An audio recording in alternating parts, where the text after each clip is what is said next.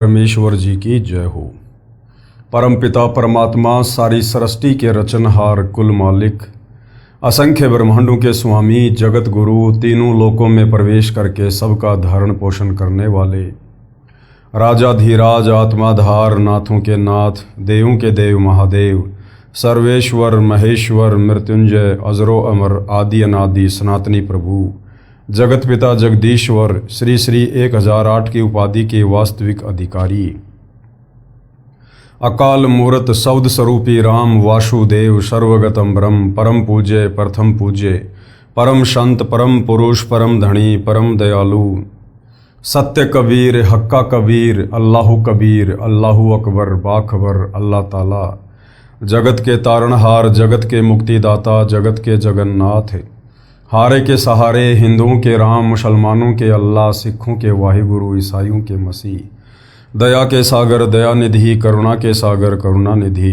स्वयंभू परिभू, संकट मोचन, कष्ट हरण, मंगल करण, दुख भंजन, अविगत कबीर, निर्विकार निर्विषम परमात्मा, अलय अलेख सतगुरु, आदि अनादि सतगुरु, असली मर्यादा पुरुषोत्तम, असली राम, असली कृष्ण, असली घनश्याम, असली मुरारी, राजाओं के राजा, महाराजाओं के महाराजा, शहंशाहों के शहंशाह, सम्राटों के सम्राट, भगवानों के भगवान, अल्लाहों के अल्लाह, प्रभुओं के प्रभु, मसीहाओं के मसीह, सच्चे वाहिगुरु, बाबाओं के बाबा, पीरों के पीर, सेठों के सेठ, जगत सेठ, सावड़ सा सेठ, सर्वगुण संपन्न, अनंत कोटि कलाओं के स्वामी, अनंत कोटि ब्रह्मांडों के नायक, योगियों में महायोगी, ध्यानियों में महाध्यानी, सिद्धों में परम सिद्ध, ज्ञानियों में तत्वज्ञानी, ब्रह्म ज्ञानी, महाज्ञानी, परम ज्ञानी, सर्वश्रेष्ठ ज्ञानी, विज्ञानी, युवा कबीर, समर्थ कबीर, असमवात, अमित ओजा, सच्चे रहनुमा, करीम अल्लाह, सुभान अल्लाह, दुनिया के अंतिम पैगंबर, 8 सितंबर 1951 से गांव धनाना, जिला सोनीपत, हरियाणा, भारतवर्ष की पावन भूमि पे प्रकट रियल कल की भगवान श्री नारायण साकार हरि, श्री बाबा साहेब, नूर अनंत परमात्मा, सच्चे दरवेश, सच्चे बाखबर, संत श्रोमणी सतगुरु रामपाल जी परमेश्वर जी के चरण कमल में आप और हम सभी भाई बहनों का अनंत कोटि दंडवत प्रणाम। सत्साई भाई और बहनों, बहुत बड़ी दया, बहुत बड़ी मेहर पूज्य गुरुदेव भगवान की, परमेश्वर रामपाल जी की, जिनके शुभ आशीर्वाद से, विशेष आशीर्वाद से, उन्हीं के सत्संगों के संग्रह के ऊपर बन चुकी पवित्र आध्यात्मिक पुस्तक कबीर बड़ा या कृष्ण के ऊपर वीडियो बनाने की श्रृंखला जारी है। इसी श्रृंखला में आज हमारा ये 18वें नंबर का वीडियो है। पूज्य गुरुदेव भगवान के आशीर्वाद से इस पवित्र पुस्तक कबीर बड़ा या कृष्ण के ऊपर जो वीडियो बन रहे हैं, उन वीडियो से विशेषकर हिंदू समाज से जुड़े श्रद्धालुओं को अध्यात्म के विषय में, भक्ति और भगवान के विषय में वो सब कुछ जानने को मिल रहा है जिसकी तलाश इस आत्मा को युगों युगों से थी। हमारे नादान धर्मगुरु तत्व ज्ञान के अभाव में, हमारे धर्मशास्त्रों में वर्णित सच्चाई को ना जानकर, ना पहचान कर समाज को भी सत भक्ति से रूबरू नहीं करवा पाए, जिसका खामियाजा हम युगों युगों से भुगत रहे हैं। वो शास्त्र विरुद्ध साधना को करने के चलते हमारे पूर्वज आज प्रेत योनि में हैं, भूत योनि में हैं, लक 84 में पशु और पक्षी के जीवन में कष्ट भोग रहे हैं। और उसी रास्ते पर हमें भी इन अज्ञानी धर्मगुरुओं के द्वारा निरंतर चलाया जा रहा था। अब रजा हुई है पूर्ण ब्रह्म परमेश्वर जी की, जो साक्षात सतगुरु रामपाल जी के रूप में धरती पर प्रकट होकर हमारी आत्मा के कल्याण हेतु हमें शास्त्र अनुकूल साधना दे रहे हैं। और इस शास्त्र अनुकूल साधना को गीता अध्याय 4 श्लोक नंबर 34 के अनुसार तत्वदर्शी संत से ग्रहण करने के पश्चात हमें वो आध्यात्मिक लाभ और सुख प्राप्त हो रहे हैं जिनकी हम कभी कल्पना भी नहीं कर सकते थे।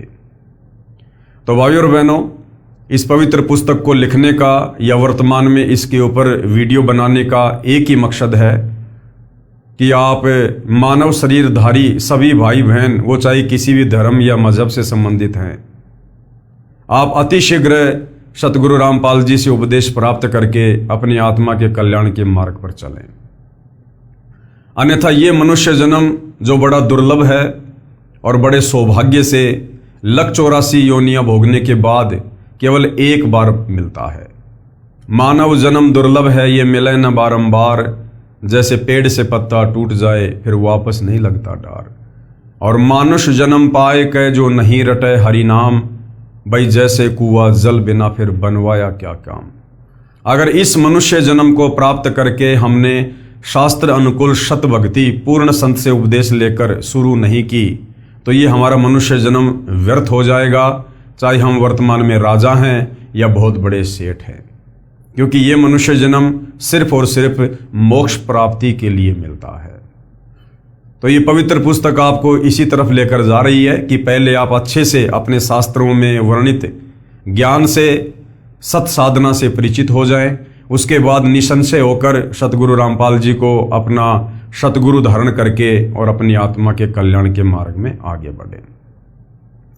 तो भाई और बहनों, हमारा जो विषय चल रहा है वो है जनता की अदालत में सवाल जवाब। और जनता की अदालत में जज भी सतगुरु रामपाल जी ने जनता को ही बनाया है, क्योंकि वर्तमान में जनता शिक्षित है, एजुकेटेड है, पढ़ी लिखी है, अपनी आंखों से धर्मशास्त्रों को देख सकती है, पढ़ सकती है और सतगुरु रामपाल जी के तत्व ज्ञान को आधार बनाकर निष्कर्ष निकाल सकती है कि वास्तव में एक सर्वश्रेष्ठ परमात्मा कौन है, शास्त्र अनुकूल साधना क्या है, हमें किस भगवान की पूजा करनी चाहिए जिससे हमारी आत्मा का कल्याण हो। तो जनता की अदालत में मुकदमा चल रहा है कबीर बड़ा या कृष्ण।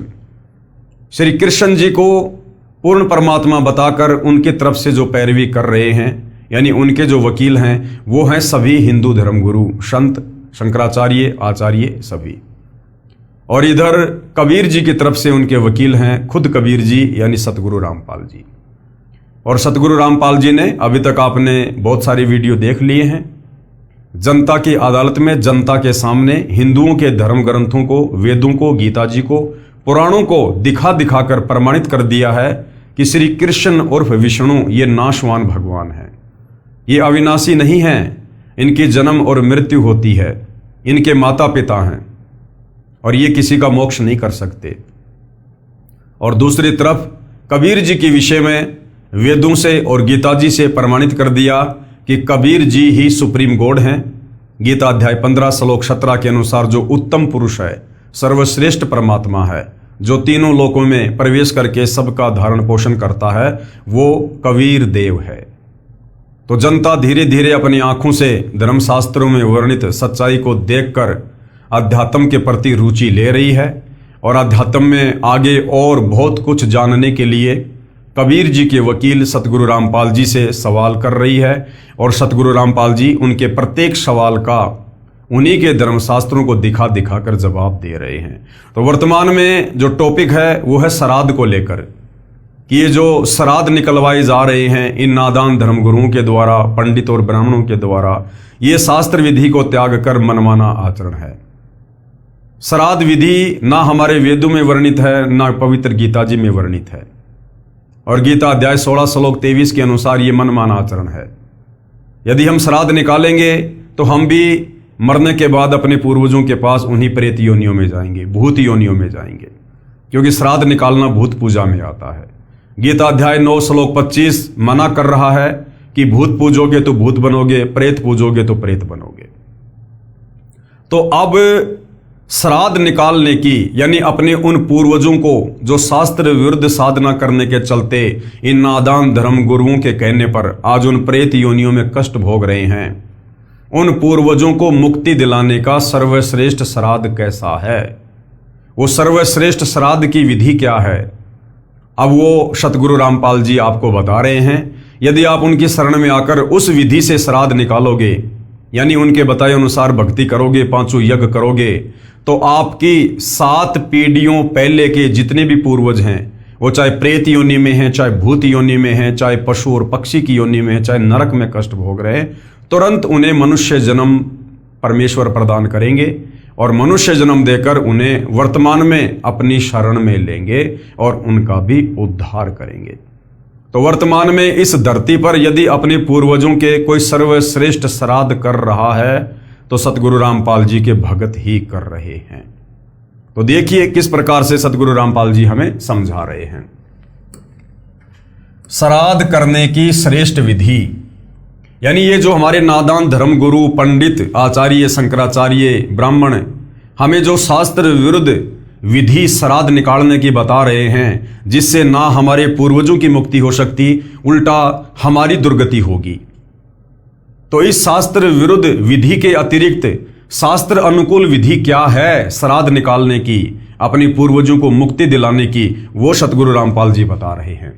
श्राद्ध करने की श्रेष्ठ विधि श्री विष्णु पुराण के तीसरे अंश में अध्याय 15 श्लोक 55-56 पेज 153 पर लिखा है कि श्राद्ध के भोज में यदि एक योगी यानी शास्त्र अनुकूल साधना करने वाले भगत को भोजन करवाया जाए तो श्राद्ध भोज में आए 1000 ब्राह्मणों तथा यजमान के पूरे परिवार सहित सर्व पितरों का उद्धार कर देता है। अब विवेचन क्या कह रहे हैं सतगुरु रामपाल जी। मेरे यानी लेखक के तत्व ज्ञान को सुन समझकर, यानी सतगुरु रामपाल जी हमें जो ज्ञान दे रहे हैं, जो सत्संग सुना रहे हैं, जो पुस्तकें लिखी हैं, इनको पढ़कर सुनकर समझकर भगत दीक्षा लेकर साधना करते हैं। ये योगी यानी शास्त्रोक्त साधन है। यानी जो व्यक्ति सतगुरु रामपाल जी के तत्व ज्ञान को समझकर उनसे उपदेश प्राप्त करके और उनके द्वारा बताई गई प्रत्येक मर्यादाओं में रहकर भक्ति करेगा, वो वास्तव में योगी है, शास्त्र अनुकूल साधक है। हम सत्संग समागम करते हैं, उसमें भोजन भंडारा लंगर भी चलाते हैं। जो व्यक्ति उस भोजन भंडारे में दान करता है, उससे बने भोजन को योगी यानी मेरे शिष्य तथा ये दास यानी लेखक यानी सतगुरु रामपाल जी सब खाते हैं। और ये दास यानी सतगुरु रामपाल जी अपने लिए कह रहे हैं कि सत्संग सुनाकर नए व्यक्तियों को यथार्थ भक्ति ज्ञान बताता है। शास्त्रों के प्रमाण प्रोजेक्टर पर दिखाता है, जिस कारण से श्रोता शास्त्र विरुद्ध साधना त्याग कर शास्त्रोक्त साधना करते हैं, यानी शास्त्रों में वर्णित सत साधना करते हैं। इस प्रकार उस परिवार का उद्धार हुआ। उनके द्वारा दिए दान से बने भोजन को भक्तों ने खाया, इससे पितरों का उद्धार हुआ। पितर जोनी छूटकर अन्य जन्म मिल जाता है। सत्संग में यदि 1000 ब्राह्मण भी उपस्थित हों तो वे भी सत्संग सुनकर शास्त्र विरुद्ध साधना त्याग कर अपना कल्याण करवा लेंगे।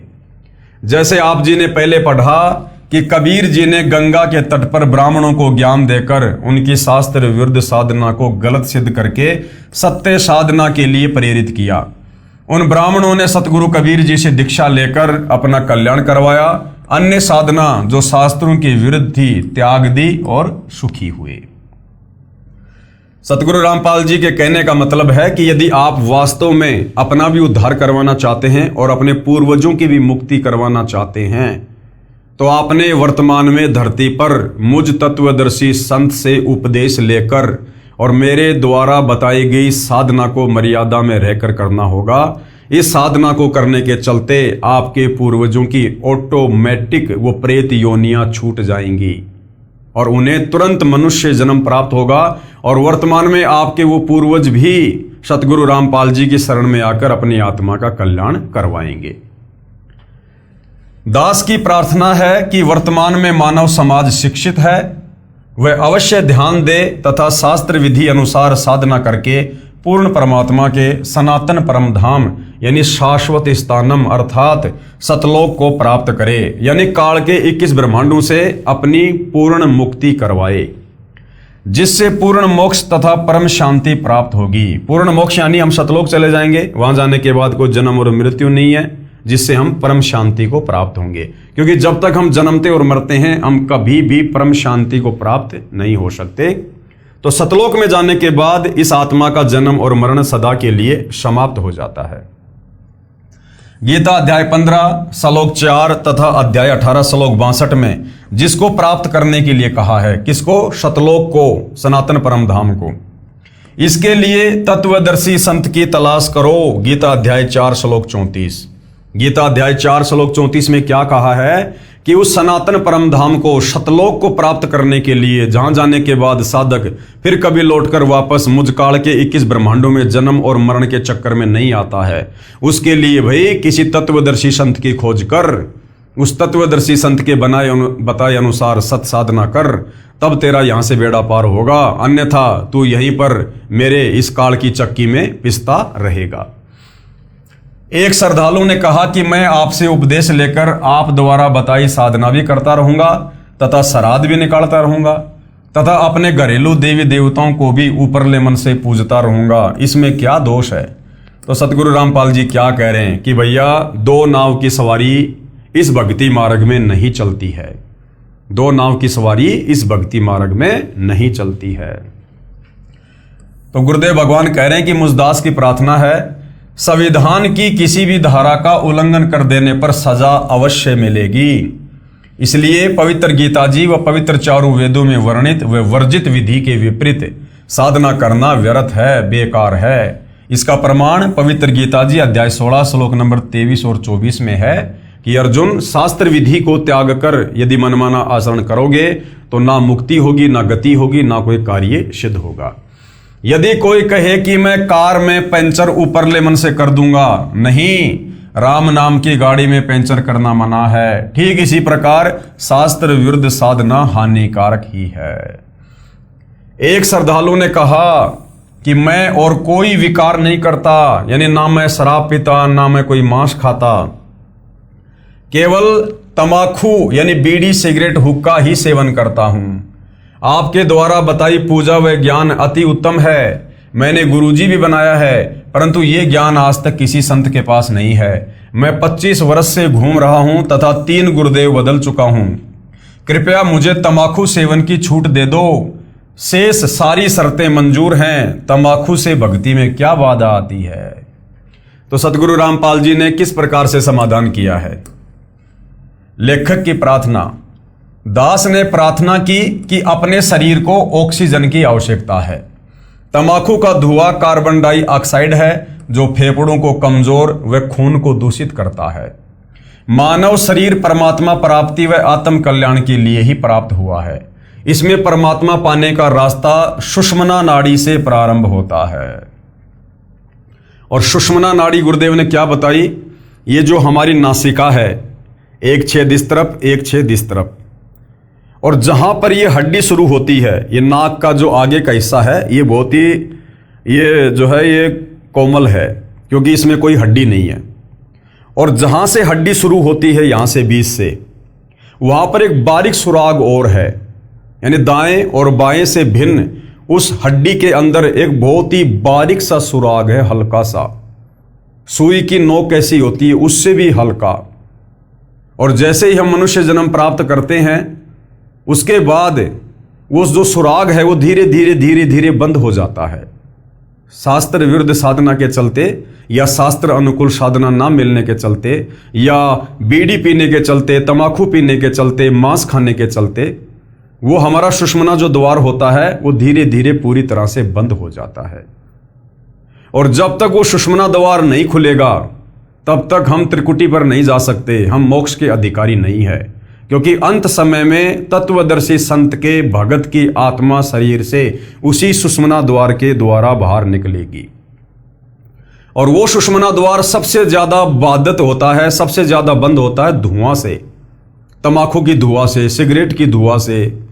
इस धुआं से वो सबसे ज्यादा बाधित होता है, बंद होता है। इसलिए संतों ने तंबाकू को भक्ति मार्ग में मोक्ष के लिए सबसे ज्यादा हानिकारक बताया है। तो गुरुदेव भगवान क्या कह रहे हैं? इसमें परमात्मा पाने का रास्ता सुषुम्ना नाड़ी से प्रारंभ होता है। जो नाक के दोनों छिद्र हैं उन्हें दाएं को ईड़ा तथा बाएं को पिंगुला कहते हैं। इन दोनों के बीच में सुषुम्ना नाड़ी है जिसमें एक छोटी सुई में धागा पिरोने वाली छिद्र के समान द्वार होता है जो तंबाकू के धुएं से बंद हो जाता है, जिससे परमात्मा प्राप्ति के मार्ग में अवरोध हो जाता है। यदि परमात्मा पाने का रास्ता ही बंद हो गया तो मानव शरीर व्यर्थ हो गया।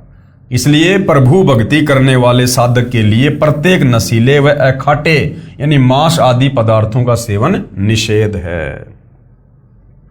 फिर क्या कहा एक श्रद्धालु ने एक श्रद्धालु ने कहा कि मैं तंबाकू प्रयोग नहीं करता, मांस व मदिरा सेवन जरूर करता हूं। इससे भक्ति में क्या बाधा है? ये तो खाने पीने के लिए बनाई गई है तथा पेड़ पौधों में भी तो जीव हैं, वह खाना भी तो मांस भक्षण तुल्य ही है। तो गुरुदेव भगवान ने क्या समझाया? मुझदास की प्रार्थना, यदि कोई हमारे माता पिता भाई बहन व बच्चों आदि को मारकर खाए तो कैसा लगेगा? आप कहोगे जी ये तो बहुत बेकार बात है। तो भैया, जैसा दर्द अपने को होवे ऐसा जान बिराने। वो जो आप बकरे खा रहे हो, मुर्गे खा रहे हो, झोटे खा रहे हो, अरे वो भी तो उसी परमपिता परमेश्वर के अंश हैं। उसी परमपिता परमेश्वर कबीर साहिब की आत्मा है जिसकी हम भक्ति करना चाह रहे हैं। और उसी परमेश्वर के बच्चों को यदि मार मार के खाएंगे और फिर यदि हम उनसे मोक्ष की उम्मीद करेंगे तो बिल्कुल भी नहीं मिलेगा। जैसा दर्द अपने को होवे वैसा जान बिराने, कहे कबीर वे जावे नरक में जो काटे शीस खुराने। जो पशुओं के शीस काट काट के, उनके खुरों को काट काट के खाते हैं, परमात्मा कहते हैं वो तो नरक में जाते हैं। नरक में भले तत्वदर्शी संत से उपदेश ले लो, और यदि ये बुराइयां नहीं छोड़ी जो नियम तत्वदर्शी संत बताता है, यदि एक भी नियम को आपने अच्छे से फॉलो नहीं किया, आप पूर्ण मोक्ष प्राप्त नहीं कर सकते। जो व्यक्ति पशुओं को मारते समय खुरों तथा शीस को बेरहमी से काटकर मांस खाते हैं, वे नरक के भागी होते हैं। भाई, चाहे आराम से खा लो, चाहे बेरहमी से मार के खा लो, मांस खाना, जीव हत्या करना इस भक्ति मार्ग में पूर्णतया निषेध है। जैसा दुख अपने बच्चों व संबंधियों की हत्या का होता है, ऐसा ही दूसरों को जानना चाहिए। रही बात पेड़ पौधों को खाने की, इनको खाने का भगवान का आदेश है तथा ये जड़ जूनी के हैं। यानी हम जो इंसान हैं, हम हैं चेतन योनि के प्राणी, और जो पेड़ पौधे हैं वो हैं जड़ जूनी के प्राणी। उनको काटने से दर्द नहीं होता है, उनको कोई पीड़ा नहीं होती है, क्योंकि वो जड़ जूनी के प्राणी हैं। और फिर परमपिता परमेश्वर जी ने 6 दिन में सृष्टि रच के यहाँ काल के लोक में आत्माओं को, पशु पक्षियों को और इंसानों को क्या क्या खाने के लिए आदेशित किया था, वो सारी बातें बाइबल में लिखी हुई हैं। कि जो इंसान हैं वो फल फ्रूट वगैरह, गेहूं, जौ, बाजरा, ज्वार, मक्का, परमेश्वर ने ये सब खाने के लिए दिया है। और जो ये पशु हैं, इनको परमेश्वर ने घास फूस वगैरह जो भी इनके लिए परमात्मा ने चारा बनाया है, ये सब खाने के उनको आदेश दिए हैं। मांस खाने का आदेश कबीर परमेश्वर जी ने इस 21 ब्रह्मांड में किसी को भी नहीं दिया। जानवरों को भी मांस खाने का आदेश परमेश्वर का नहीं है। और गुरुदेव भगवान ने बताया कि सतयुग की शुरुआत में लगभग 1 लाख वर्ष तक शुरुआत में शेर भी मांस नहीं खाता था।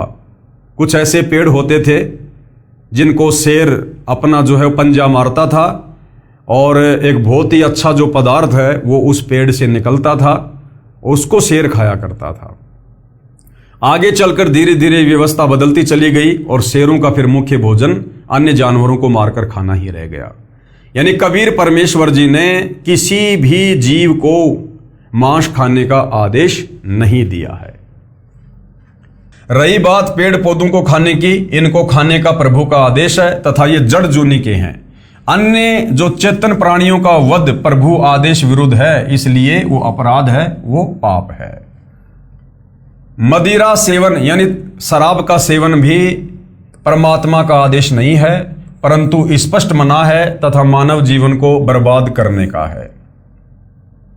शराब पान किया हुआ व्यक्ति कुछ भी गलती कर सकता है, क्योंकि वो राक्षस की कैटेगरी में होता है। शराब पीने के बाद व्यक्ति की जो बुद्धि होती है वो उसके वश में नहीं होती है, वो कोई भी गलती कर सकता है। मदिरा पान धन तन व पारिवारिक शांति तथा समाज सभ्यता की महाशत्रु है।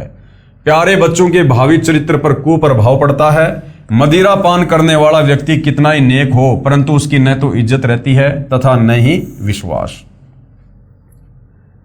एक समय ये दास एक गांव में सत्संग करने गया हुआ था। उस दिन नशा निषेध पर सत्संग किया। सत्संग के उपरांत एक 11 वर्षीय कन्या फूट फूट कर रोने लगी।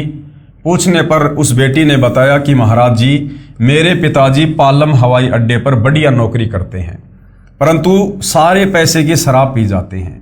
मेरी मम्मी के मना करने पर इतना पीटते हैं कि शरीर पर नीले दाग बन जाते हैं। एक दिन मेरे पापा जी मेरी मम्मी को पीटने लगे। मैं अपनी मम्मी के ऊपर गिरकर बचाव करने लगी तो मुझे भी पीटा। मेरा होठ सूज गया। 10 दिन में ठीक हुआ। मेरी मम्मी जी हमें छोड़कर मेरे मामा जी के घर चली गई। 6 महीने में मेरी दादी जी जाकर लाई। तब तक हम अपनी दादी जी के पास रहे। पापा जी ने दवाई भी नहीं दिलाई। सुबह जल्दी ही उठकर नौकरी पर चला गया। शाम को शराब पीकर आता। हम 3 बहनें हैं, 2 मेरे से छोटी हैं। अब जब पापा जी शाम को आते हैं तो हम तीनों बहनें चारपाई के नीचे छुप जाती हैं, इस डर के मारे कि अब हो सकता है पापा जी हमें पीटेंगे। विचार करो पुण्यात्माओं, क्या कह रहे गुरुदेव भगवान। जिन बच्चों को पिताजी ने सीने से लगाना चाहिए था तथा बच्चे पिताजी के घर आने की राह देखते हैं कि पापा जी घर आएंगे, फल लाएंगे, आज इस मानव समाज की दुश्मन शराब ने क्या कर घाल दिए। इस शराब ने क्या घर गाल दिए, यानी कितना सत्यानाश कर दिया समाज का। परिवार के परिवार उजाड़ दिए, बच्चों का भविष्य नरक बना दिया। शराबी व्यक्ति अपनी तो हानि करता है, साथ में बहुत व्यक्तियों की आत्मा दुखाने का भी पाप सिर पर रखता है। जैसे पत्नी के दुख में उसके माता पिता बहन भाई दुखी, फिर स्वयं के माता पिता भाई बहन दादा दादी आदि परेशान। एक शराबी व्यक्ति आसपास के अच्छे व्यक्तियों की अशांति का कारण बनता है, क्योंकि घर में झगड़ा करता है। पत्नी व बच्चों की चिल्लाहट सुनकर पड़ोसी बीच बचाव करें तो शराबी गले पड़ जाए, नहीं करें तो नेक व्यक्तियों को नींद नहीं आती। इस दास से उपदेश लेने के उपरांत प्रतिदिन शराब पीने वाले लगभग 1 लाख व्यक्तियों ने सभी नशीले पदार्थ व मांस भक्षण पूर्ण रूप से त्याग दिया है। तथा जिस समय शाम को शराब भूतनी का नृत्य होता था, अब वे पुण्यात्माएं अपने बच्चों सहित बैठकर संध्या आरती करते हैं। हरियाणा प्रदेश व निकटवर्ती प्रांतों में लगभग 10,000 गांवों व शहरों में आज भी प्रत्येक में 4-5 चैंपियन यानी 1 नंबर के शराबी इस बात का उदाहरण है, जो सारे विकारों से रहित होकर अपना मानव जीवन सफल कर रहे हैं। कुछ कहते हैं कि हम इतनी नहीं पीते खाते, बस कभी कभी ले लेते हैं। जहर तो थोड़ा ही बुरा जो भक्ति व मुक्ति में बाधक है। मान लीजिए 2 किलोग्राम घी का हलवा बनाया, यानी आपने शतभक्ति की। फिर 250 ग्राम बाड़ू रेत यानी तमाकू मांस मदिरा सेवन व आन उपासना कर ली, वो भी डाल दिया। वो तो किया कराया व्यर्थ हुआ।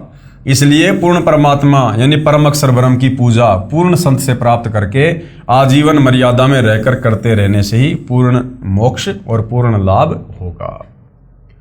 उपरोक्त प्रमाणों को पढ़कर बुद्धिजीवी समाज विचार करे और अंधश्रद्धा भक्ति त्याग कर सत्य साधना करके जीवन को धन्य बनाए। दास यानी लेखक के परमार्थी प्रयत्न को आलोचना ना समझें। मेरा उद्देश्य आप जी को शास्त्र अनुकूल भक्ति साधना बताकर आपके ऊपर भविष्य में आने वाले पर्वत जैसे कष्ट यानी 84 लाख प्रकार के प्राणियों के शरीरों में कष्ट उठाने तथा नरक जाने से बचाना है। मेरे अनुयायी इस तत्व ज्ञान से परिचित हैं। वे भी आप तक मेरे द्वारा लिखी पुस्तक पहुंचाकर आपके भविष्य को सुखी बनाने के मकसद से वितरित करते हैं। परंतु कुछ धर्मोन्ध व्यक्ति अपने स्वार्थवश आप और परमेश्वर के बीच में दीवार बनकर खड़े हैं। मेरे को तथा मेरे अनुयायियों पर झूठे आरोप लगाकर बदनाम करते हैं। आप जी अपनी आंखों प्रमाण देखो और सत्य की राह पकड़ो। हमारा उद्देश्य है कि हम संसार के लोगों को बुराइयों कुरीतियों से दूर करके सुखी देखना चाहते हैं। हम अपना प्रयत्न जारी रखेंगे। आप कब समझोगे, इंतजार करेंगे। उसके बाद भाइयों और बहनों, जनता की अदालत में कबीर जी के वकील सतगुरु रामपाल जी इन अज्ञानी नादान आचार्य शंकराचार्य धर्म गुरुओं के कहने पर जो शास्त्र विरुद्ध साधना कर रही है, जांडी पूजना, पीपल पूजना, पेड़ों की पूजा करना, चौराहों की पूजा करना, जो गीता जी में बिल्कुल मना है, निषेध है, जिस शास्त्र विरुद्ध साधना को करने के चलते हम सीधे नरक में जाते हैं, उस पर भी सतगुरु रामपाल जी प्रकाश डाल रहे हैं और गीता अध्याय 16 श्लोक 23 और 24 के अनुसार उसे मनमाना आचरण करार दे रहे हैं। पीपल जांडी के पेड़ों तथा तुलसी के पौधों की पूजा पर टिप्पणी। वाणी संख्या 4। पीपल पूजय जांडी पूजय, सिर तुलसा के होया, और दूध पूत में खैर राखियो नू पूजू सू तोया। शब्दार्थ, परमेश्वर कबीर जी ने अंधश्रद्धा भक्ति करने वालों की अन्य साधनाओं का वर्णन किया है कि भोली जनता को ज्ञानहीन आध्यात्मिक गुरुओं ने कितने निम्न स्तर की साधना पर लगाकर उनके जीवन के साथ कितना बड़ा धोखा किया है। अज्ञानी गुरुओं से भ्रमित होकर पीपल व जांडी के वृक्षों तथा तुलसी के पौधों की पूजा करते हैं। प्रार्थना करते हैं कि आप सबकी पूजा इसलिए करते हैं कि मेरे दूध यानी दुधारू पशुओं की तथा पूत यानी मेरे पुत्रों व पौत्रों की खैर रखना, रक्षा करना, यानी पशु पूरा समय दूध दे, मृत्यु ना हो तथा पुत्रों व पौत्रों व परपोत्रों की मृत्यु ना हो, उनकी आप कौन पीपल तथा जांडी के पेड़ तथा तुलसी का पौधा रक्षा करना। उन पेड़ पौधों के आगे हम इस प्रकार की अरदास करते हैं कि मेरे घर में बरकत देना, मेरे परिवार को सकुशल रखना, काम धंधे में बरकत देना। अब गुरुदेव क्या कह रहे हैं? परमेश्वर कबीर जी ने समझाया है कि हे अंधे पुजारियों, कुछ तो अकल से काम लो। जिस जड़ यानी जो चल फिर नहीं सकते वो पेड़ पौधे, उनको पशु हानि पहुंचाते हैं। उन पेड़ पौधों को तो खुद वो पशु खा जाते हैं, बकरी खा जाती है, वो तुलसी के पौधे को बकरा खा जाता है। जिन पेड़ पौधों के आगे हाथ जोड़ के जिनकी पूजा करके इन नादान धर्म गुरुओं के कहने पर जो शास्त्र विरुद्ध साधना है, हमारे वो पतन का कारण है। और जिन पेड़ पौधों से हम अपने परिवार की खुशल मंगल की कामना कर रहे हैं, वो पेड़ पौधे अपने खुद की रक्षा नहीं कर पाते। उन पेड़ पौधों को अन्य जानवर खा जाते हैं, पशु खा जाते हैं, तुलसा को बकरा खा जाता है। वो तुलसा अपना बचाव नहीं कर सकती उन पशु पक्षियों से। फिर भला हमारे घर के पशु पक्षियों में, उनके शरीरों में वो पेड़ पौधे, उनकी पूजा करने से कैसे लाभ होगा? हमारे को बहका रखा है। उनको पशु हानि पहुंचाते हैं, वे अपनी रक्षा नहीं कर पाते। तुलसी को बकरा खा जाता है, वह अपनी रक्षा नहीं कर सकती। वृक्षों और पौधों की पूजा करके घर परिवार में आप धन वृद्धि तथा जीवन की रक्षा की कामना करते हो। वे स्वयं विवश हैं, आपकी रक्षा कैसे करेंगे? ये आपकी अंधश्रद्धा है जो आपके अनमोल मानव जीवन के लिए खतरा है। यानी आपका मानव जीवन शास्त्र वर्णित साधना त्याग कर शास्त्र विरुद्ध साधना रूपी मनमाना आचरण करने से नष्ट हो जाएगा। वाणी संख्या 4 में एक वाक्य है कि पीपल पूजय जांडी पूजय सिर तुलसा कह होइया। सिर होना का तात्पर्य है कि जो कुछ नहीं कर सकता, अज्ञानता के कारण उसी व्यक्ति से अपने कार्यवश बार बार निवेदन करना। वह व्यक्ति उस भोले मानव से कहता है कि मेरे सिर क्यों हो रहा है, मैं आपका ये कार्य नहीं कर सकता। परमेश्वर कबीर जी ने समझाया है कि जो आपके कार्य को करने में सक्षम नहीं है, जो कार्य परमात्मा के अतिरिक्त कोई नहीं कर सकता और जो स्वयं असहाय है, उनसे आप कार्य सिद्धि की आशा करते हैं, यह अज्ञानता है। वाणी संख्या 5 आगे कबीर परमेश्वर क्या बता रहे हैं? आप लिप आप पोते आप बनावे अहोइया, और उससे बोंदू पोते मांगे अकल मूल से खोइया। शब्दार्थ, परमेश्वर कबीर जी ने आन उपासना की एक और अंधश्रद्धा का स्पष्टीकरण किया है। कहा है कि एक भोली वरदा लोक वेद के अनुसार आन उपासना करते हुए स्वयं ही अहोई नामक माता यानी देवी का चित्र बनाती है। उसके लिए पहले दीवार को गारा तथा गाय के गोबर को मिलाकर लीपती है, यानी पलस्तर करती है। उस पर अहोई देवी का चित्र अंकित करती है। फिर उसकी पूजा करके पुत्र वधू के लिए बेटा मांगती है। परमात्मा कबीर जी ने कहा कि ऐसे अंधश्रद्धा भक्ति करने वालों की अकल यानी बुद्धि मूल से यानी जड़ से समाप्त है। वे निपट मूर्ख हैं। मन्नत मांगते समय बुढ़िया कहती है कि हे अहोई देवी, आप पुत्र वधू को बेटा देना, गाय को बछड़ा देना। पुराने समय में गाय को बछड़ा होना लाभदायक था, क्योंकि बछड़ा बैल बनता था, बैलों से खेती होती थी। भैंस को चाहे कटिया ही दे देना। बुढ़िया कितनी चतुर है। उसके कहने का भाव है कि आप देवी को नर यानी बछड़ा तथा बेटा मांगकर परेशान नहीं करना चाहती। भैंस को तो भले ही मादा वो कटिया दे देना, यानी बछिया दे देना, उसे पता है कि कटड़े की अपेक्षा जो कटिया है वो कितनी लाभदायक है। कटड़ा तो कसाईयों को काटने के लिए बेचते थे, कोई काम नहीं आता था। बुढ़िया देवी के साथ भी कितनी चतुरता कर रही है, अपने देवताओं के साथ भी हेरा फेरी की बातें करती हैं। उपरोक्त पूज्य बनावटी देवी तथा पेड़ पौधों से मन्नत मांगते समय दक्षिणा के रूप में 1.25 रुपया, 1 रुपया और 4 आने अपनी चुनरी के पल्लू से बांध कर कहती कि यदि मेरी सब मनोकामना पूर्ण हो गई तो 1.25 रुपये का प्रसाद बांटूंगी। ये दक्षिणा भी तब दूंगी जब सारी मन्नत पूरी हो जाएगी, यदि एक भी ना हुई तो कोई दक्षिणा नहीं दूंगी।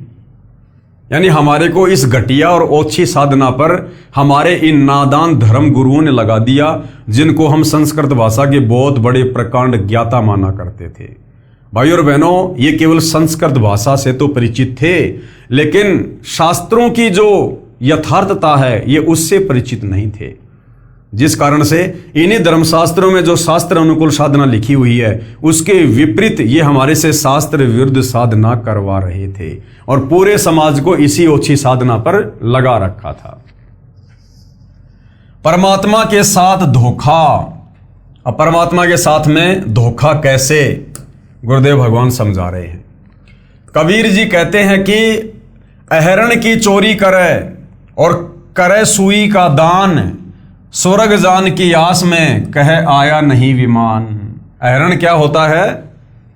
लोहार जिस मोटे से लोहे को जमीन में दबाकर फिर उसके ऊपर किसी वस्तु को रख के चोट मारता है, तो जो जमीन में दबा हुआ लोहा होता है उसको कहते हैं अहरण। शब्दार्थ।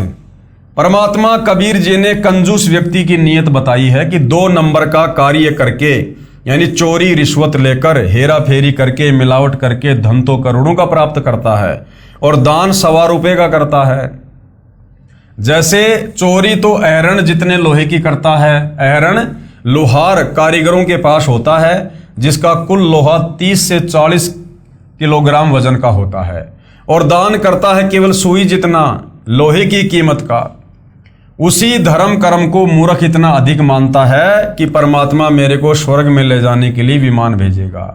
जब मनोकामना पूर्ण नहीं होती है तो वह कंजूस विचार करता है कि परमात्मा ने विमान भेजने में देरी क्यों कर रखी है।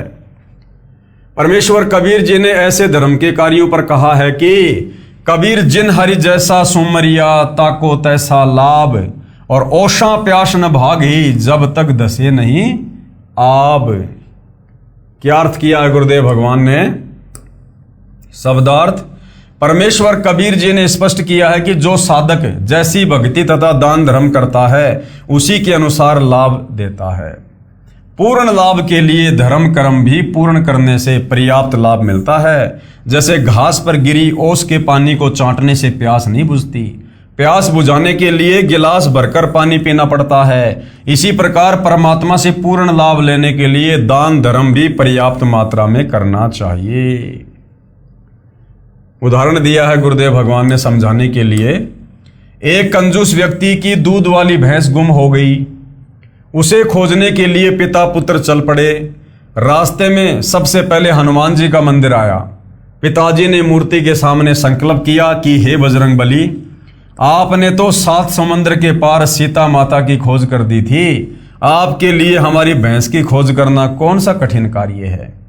यदि मेरी भैंस मिल गई तो अंजना के लाल 1 थन का दूध जब तक भैंस दूध देती रहेगी आपको चढ़ाया करूंगा। कृपया ध्यान देना, जल्दी करना। यह संकल्प उसका बेटा भी सुन रहा था। आगे गए तो फिर क्या हुआ? आगे गए तो रास्ते में शिव जी का मंदिर था।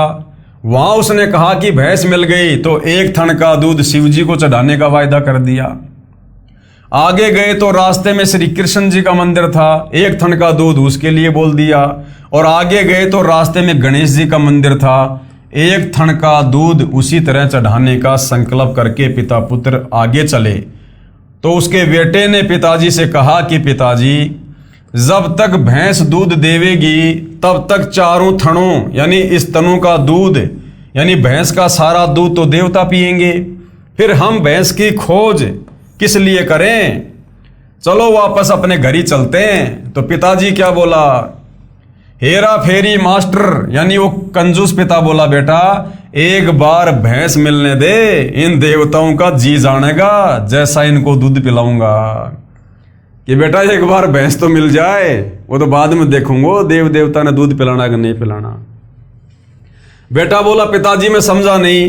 तो पिताजी बोला भैंस मिलने के बाद 2 गिलास दूध और उसमें 2 गिलास पानी मिलाकर एक दिन एक एक गिलास चारों देवताओं को चढ़ाकर कह दूंगा, देवता जी आपका धन्यवाद, आपने भैंस मिला दी, परंतु मैं भी बाल बच्चेदार हूं, मेरे से आपकी पूजा में इतना ही दूध चढ़ाया जाएगा, यानी मेरी आर्थिक स्थिति इतना ही दूध चढ़ाने की है, आगे नहीं चढ़ा पाऊंगा, माफ करना, आप सबको दूध पिलाने वाले हो, आपको दूध की क्या आवश्यकता है, भैंस मिल गई यही पूजा की गई।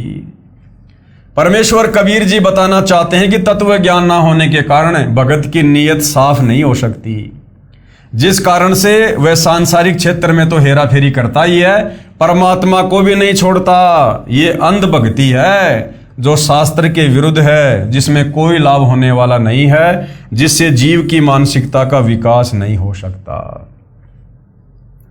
अब आगे पूज्य गुरुदेव भगवान शास्त्र विरुद्ध साधना के तहत जो हमारी माता बहनों से, ये हमारे नादान तत्व ज्ञानहीन धर्म गुरु सत्यनारायण की कथा करवाया करते थे, 16 शुक्रवार करवाया करते थे, तरह तरह के व्रत करवाया करते थे, तो इन शास्त्र विरुद्ध साधनाओं को करने से भी साधक को किसी प्रकार का कोई लाभ संभव नहीं है। 16 शुक्रवार के व्रत करना, वाणी संख्या 6, पति शराबी घर पर नित ही करत बहुत लड़ैया, और उसकी पत्नी 16 शुक्र व्रत करत है, देही नित तुड़ैया। परमेश्वर कबीर जी ने तत्व ज्ञानहीन उपासकों की अंधश्रद्धा भक्ति पर प्रकाश डाला है, कहा है कि बिना विवेक किए जो साधना करते हैं वो व्यर्थ है। और उदाहरण देकर समझा रहे हैं गुरुदेव।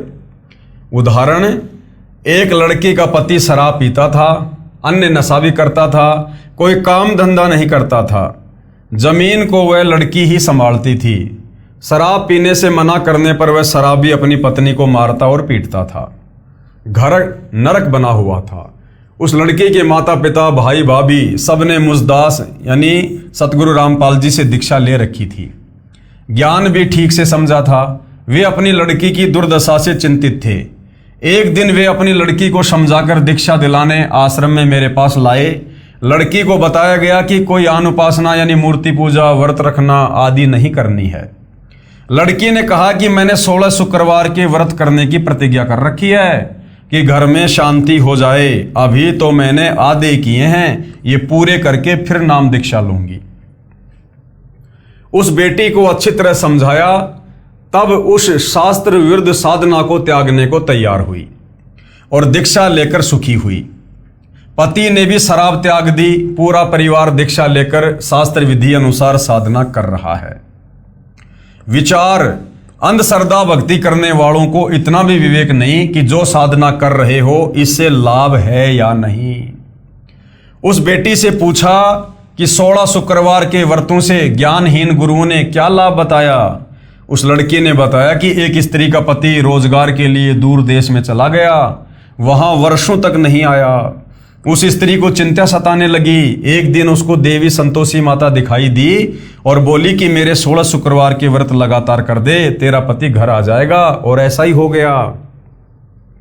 अब विचार करो, गुरुदेव ने कहा कि विचार करो बेटी, आपका पति तो तेरे पास ही रहता है, प्रतिदिन लड़ाई झगड़ा करता है, आपकी देही तोड़ता है यानी मारपीट करता है। आप भी इस व्रत को किस लिए कर रही हो? आपने तो ऐसा व्रत करना चाहिए था कि वह कई दिन तक घर में ना आए और मार भी ना खानी पड़े। आप तो अपनी आफत लाने का व्रत कर रही हो। कि चलो उस औरत ने तो इसलिए 16 शुक्रवार के व्रत किए कि उसका पति बाहर विदेश चला गया था और किसी कारण से वापस नहीं आ पा रहा था, तो वो तो अपने विदेश गए हुए पति को वापस स्वदेश लाने के लिए व्रत कर रही थी। और नादान तेरा पति तो तेरे घर पे रहता, तेरे पास में रहता, और रोजाना शाम को दारू पी के आता है, तेरे साथ मार पिटाई करता है, तेरी देह तोड़ता है। तो तूने तो नादान कोई ऐसा व्रत करना चाहिए जिससे तेरा पति घर में ना आए और तेरी पिटाई बच जाए। तो भाइयों और बहनों, कहने का मतलब है इन नादान धर्मगुरुओं के कहने पर और अपने पवित्र धर्म शास्त्रों में वर्णित सत्य ज्ञान से अपरिचित होने के कारण हमें यह भी नहीं पता कि कौन सी साधना हमारे आत्म कल्याण के लिए है और कौन सी साधना हमारे जो है वो पतन के लिए है। व्रत रखना गीता अध्याय 6 श्लोक नंबर 16 में मना किया है। कहा है कि जो बिल्कुल अन्न नहीं खाते, अब बिल्कुल अन्न नहीं खाना इसका मतलब व्रत करना, यानी व्रत करते हैं उनका योग यानी भक्ति कर्म कभी सफल नहीं होता। यानी व्रत करने वालों की भक्ति कभी भी सफल नहीं होती है। उसने बताया कि मेरी सहेली एक गुरु के पास जाती है, उसने मुझे बताया था, मैं भी व्रत करने लगी, मुझे तो आज पता चला कि मैं तो व्यर्थ भक्ति कर रही हूं। सूक्ष्म वेद यानी 5वें वेद में कबीर परमेश्वर जी ने कहा है, गुरुआ गाम बिगाड़े संतों गुरुआ गाम बिगाड़े, ऐसे कर्म जीव के ला दिए बहुर जड़े नहीं झाड़े। इन नादान धर्म गुरुओं ने पूरे समाज को शास्त्र विरुद्ध साधना पर लगवाकर इन सबको उल्टा पाठ पढ़ा दिया है, जो अब इतना प्रयास करने के बाद 100 प्रमाण दिखाने के बाद भी सत साधना को स्वीकार करने में हिचक रहे हैं। शब्दार्थ, परमेश्वर कबीर जी ने समझाया है कि तत्व ज्ञानहीन गुरुओं ने गांव के गांवों को शास्त्र विरुद्ध साधना पर लगाकर उनका जीवन नाश कर रखा है। भोली जनता को शास्त्र विरुद्ध साधना पर इतना दृढ़ कर दिया है कि वे शास्त्रों में प्रमाण देखकर भी उस व्यर्थ पूजा को त्यागना नहीं चाहते।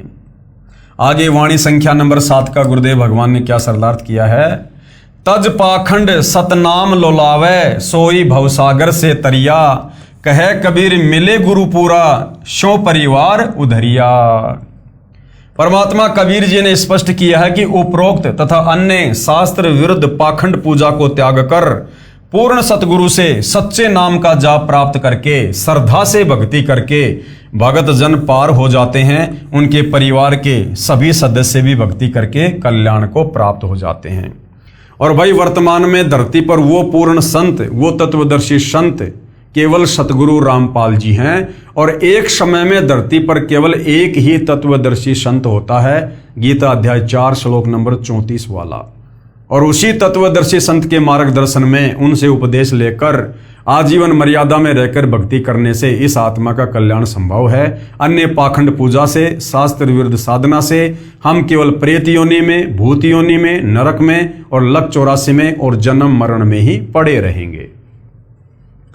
अब पवित्र गीता जी में व्रत करने के विषय में क्या लिखा हुआ है, आगे भाइयों और बहनों, जनता की अदालत में कबीर जी के वकील सतगुरु रामपाल जी से जनता अध्यात्म के विषय में और सवाल कर रही है। प्रश्न, क्या एकादशी, कृष्ण अष्टमी या अन्य व्रत भी शास्त्रों में वर्जित हैं? क्या एकादशी का व्रत भी नहीं करना चाहिए? ये जो श्री कृष्ण जी की जो ये जन्माष्टमी आती है, क्या ये भी नहीं मनानी चाहिए? और ये जितने भी प्रकार के जो व्रत हैं, क्या ये भी हमारे शास्त्रों में मना किया हुआ है? तो उत्तर दिया है, गीता अध्याय 6 श्लोक 16 में बताया है कि बिल्कुल न खाने वाले यानी व्रत रखने वालों का योग यानी परमात्मा से मिलने का उद्देश्य पूरा नहीं होता। यानी व्रत रखने वालों की भक्ति बिल्कुल भी सफल नहीं होती है। ये हमारा पवित्र सदग्रंथ गीता कह रहा है। गीता अध्याय 6 श्लोक 16, हे अर्जुन, ये योग यानी परमात्मा प्राप्ति के लिए की गई साधना न तो बहुत खाने वाले का और ना बिल्कुल न खाने वाले का तथा न बहुत सोने वाले का और न सदा जागने वाले का ही सिद्ध होता है। यानी हमने मनुष्य जन्म में बैलेंस बनाकर चलना होता है, खाने को लेकर और नींद को लेकर। जो व्यक्ति बहुत ज्यादा खाना खाएगा, पेट को भरा भरा रखेगा, आवश्यकता से ज्यादा खाएगा, तो वो भक्ति क्या खाक करेगा? उसका शरीर तो टूटता रहेगा, अंगड़ाई लेता रहेगा, उसको आलस से आएगा, उबासी आएगी, जम्भाई आएगी, पेट में उसके पीड़ा होगी, पेट में मरोड़े उठेंगे। तो वो व्यक्ति यानी बहुत ज्यादा भोजन खाने वाला भी कभी भक्ति सफल नहीं कर सकता। और बिल्कुल ना खाने वाला भी यानी व्रत रखने वाला, अब पेट में तो चूहे कूद रहे हैं, भक्ति करने बैठ गए, बार बार वो भूख याद आ रही है, तो फिर वो व्यक्ति भी भक्ति नहीं कर पाएगा। तो क्या करना होगा? संयम से भोजन करना होगा, ना ज़्यादा खाना और ना बिल्कुल कम खाना। हमने मीडियम स्तर पर हमने भोजन करना है, जिससे हमारा शरीर भी स्वस्थ रहे, हम काम धंधा भी कर सकें और अपनी भक्ति भी कर सकें। इसी प्रकार जो व्यक्ति बहुत ज़्यादा सोता है या बिल्कुल भी नहीं सोता है, वो व्यक्ति भी अपनी भक्ति को सफल नहीं कर पाता है। इसलिए व्रत रखना शास्त्र विरुद्ध होने से व्यर्थ सिद्ध हुआ। तीर्थ तथा धाम क्या है? इन आदान धर्म गुरुओं ने हमें शास्त्र विरुद्ध साधना के चलते तीर्थों पर, धामों पर केंद्रित कर दिया है कि गंगा जी से जल ले आओ, जल लाकर किसी मंदिर में डाल दो, आपका बेड़ा पार हो जाएगा। पैदल यात्रा करते हुए नीलकंठ जाओ, बद्रीनाथ जाओ, फला फला देवता के जाओ, तुम्हारे सर्व कार्य सिद्ध हो जाएंगे। फला फला तीर्थ पर जाकर इतना दान कर दो, इतना धर्म कर दो, उस तीर्थ पर जाकर ऐसे ऐसे स्नान कर लो, तुम्हारे पाप कट जाएंगे। जबकि इस प्रकार की साधना ये तीर्थों पर जाकर करना, धामों पर जाकर करना, मंदिर, मस्जिद, चर्च, गुरुद्वारों में जाकर करना, ये पवित्र गीता जी के विरुद्ध होने से ये किसी भी प्रकार से लाभदायक नहीं है, उल्टा हम पाप के भागी बनते हैं। तो तीर्थ तथा धाम क्या है, इस विषय में भाइयों और बहनों हम अगले वीडियो में चर्चा करेंगे, क्योंकि जनता की अदालत में अब जनता धीरे धीरे अपने सर्व पवित्र हिंदू धर्म ग्रंथों को, विशेषकर चारों वेद, गीता जी और 18 पुराणों से जो ज्ञान सतगुरु रामपाल जी बता रहे हैं, जो प्रमाण जनता की अदालत में दिखा रहे हैं, उनको देखकर अब जनता धीरे धीरे अध्यात्म में रुचि ले रही है और सत साधना पर लगने से पूर्व अपनी समस्त प्रकार की शंकाओं का समाधान करवा रही है। तो भाइयों और बहनों, हम प्रत्येक विषय को धीरे धीरे लेंगे, धीरे धीरे आगे बढ़ेंगे, ताकि हम इन चीज़ों को समझते हुए आगे बढ़ें और फिर सतगुरु रामपाल जी से यानी तत्वदर्शी संत से उपदेश प्राप्त करके शास्त्रों में वर्णित शास्त्र अनुकूल साधना करके अपनी आत्मा का कल्याण करवा सकें। तो आज के इस विषय पर केवल इतना ही। अगले टॉपिक पर हम कल फिर चर्चा करेंगे। तब तक पूज्य गुरुदेव भगवान हम सबको आज्ञा दें, आशीर्वाद दें, सद्बुद्धि दें। बंदी छोड़ सतगुरु रामपाल जी परमेश्वर जी की जय हो।